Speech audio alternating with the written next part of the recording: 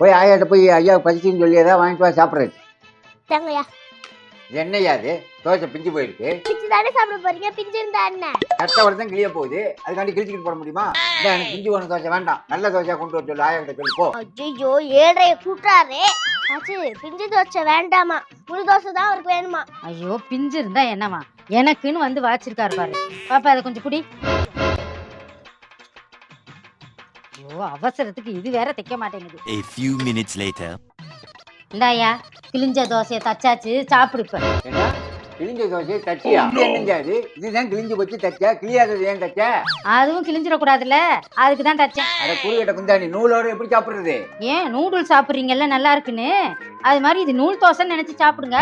சுத்தமான அக்மார் பருத்தி நூல். பருத்தி நூல்னா நூலை தின்றியா? பருத்தி பால் சாப்பிட்றோம், பருத்தி பிஞ்சை சாப்பிட்றோம், பருத்தி நூலை சாப்பிட்டா என்ன பாவி